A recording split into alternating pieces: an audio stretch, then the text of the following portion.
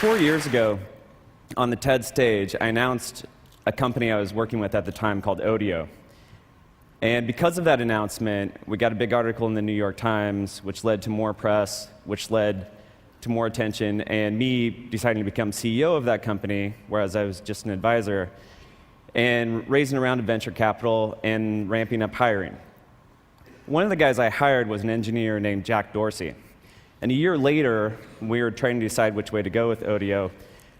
Jack presented an idea that he'd been tinkering around with for a number of years that was based around sending simple status updates to friends. We were also playing with SMS at the time at Odeo, so we kind of put two and two together. And in early 2006, we launched Twitter as a side project at Odeo. Now, it's hard to justify doing a side project at a startup where focus is so critical. But I had actually launched Blogger as a side project at my previous company, thinking it was just a little thing we'd do on the side. And it ended up taking over not only the company, but my life for the next 5 or 6 years. So I learned to kind of follow hunches, even though you can't necessarily justify them or know where they're going to go. And that's kind of what's happened with Twitter time after time. So for those of you unfamiliar, Twitter is based around a very simple, seemingly trivial concept. You say what you're doing in 140 characters or less, and people who are interested in you get those updates. If they're really interested, they get the update as a text message on their cell phone. So for instance, I made Twitter right now that I'm giving a talk at TED. And in my case, when I hit send, up to 60,000 people will receive that message in a matter of seconds. Now, the fundamental idea is that Twitter lets people share moments of their lives whenever they want, be they momentous occasions or mundane ones.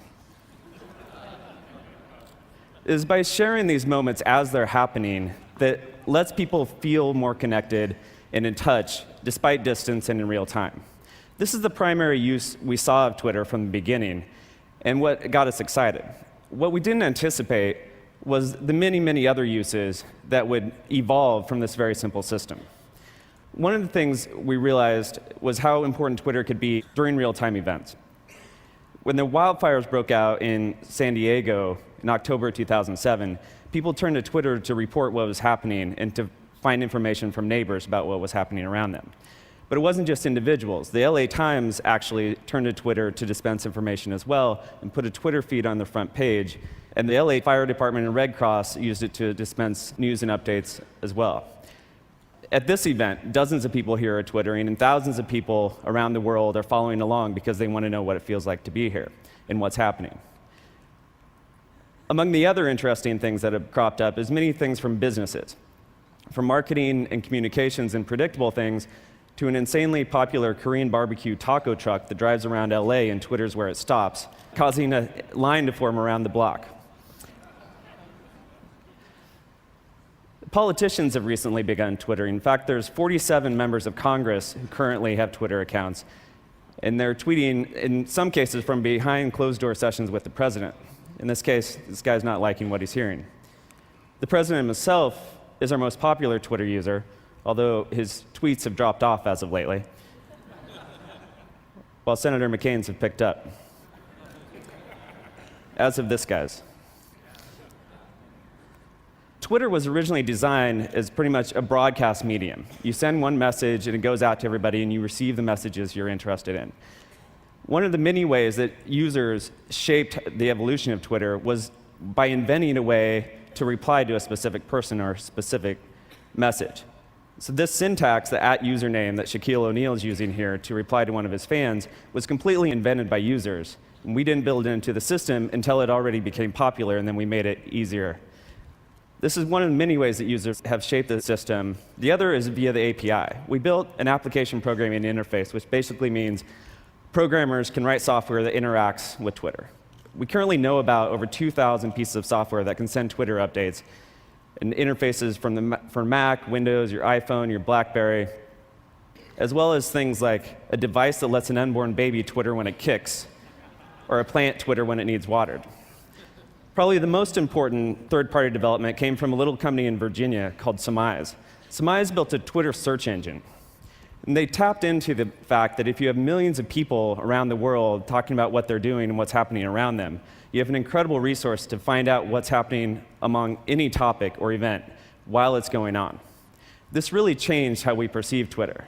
For instance, here's what people were saying about TED. And this is another way that our mind has shifted, and Twitter wasn't originally what we thought it was. So we liked this so much, we actually bought the company and are folding it into the main product. And this is not only lets you view Twitters in different ways, but it introduces new use cases as well. One of my favorite is what happened a few months ago when there was a gas shortage in Atlanta. Some users figured out that they would Twitter when they found gas, where it was, and how much it cost, and then append the keyword ATL gas, which let other people search for that and find gas themselves. And this trend of people using this communication network to help each other out goes far beyond the original idea of just keeping up with family and friends. And has happened more and more lately, whether it's raising money for homeless people or to dig wells in Africa, or for a family in crisis. People have raised tens of thousands of dollars over Twitter in a matter of days on several occasions. It seems like when you give people easier ways to share information, more good things happen. I have no idea what will happen next with Twitter, but I've learned to follow the hunch, but never assume where it will go. Thanks.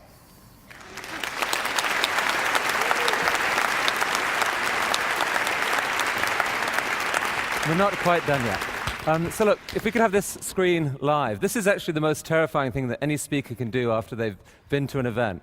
It's totally intimidating. So this would be the Twitter search screen. So we're going to just type a couple of random words into Twitter. For example, Evan Williams. Evan Williams, give people more good ways to share information and follow your hunch at TED. Currently listening to Evan Williams. Currently listening to Evan Williams. Oh, Evan Williams is just dying on stage here at TED. Worst talk ever. Nice, thanks. Just kidding. So, it's like.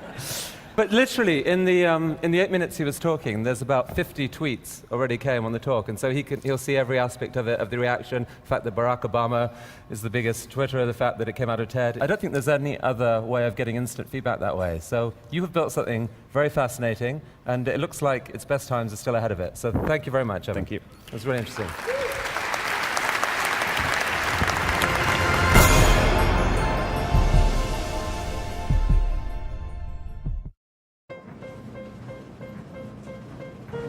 It says to wait until 10 p.m.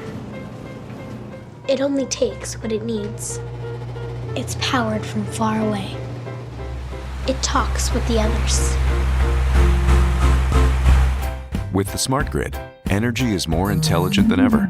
Now we can manage electricity more efficiently, save money by using energy at off-peak hours, and even distribute alternative energy from one part of the country to another, simply by listening to what the smart grid has to say. It says it's sunny in Arizona. The smart grid, it's all around us.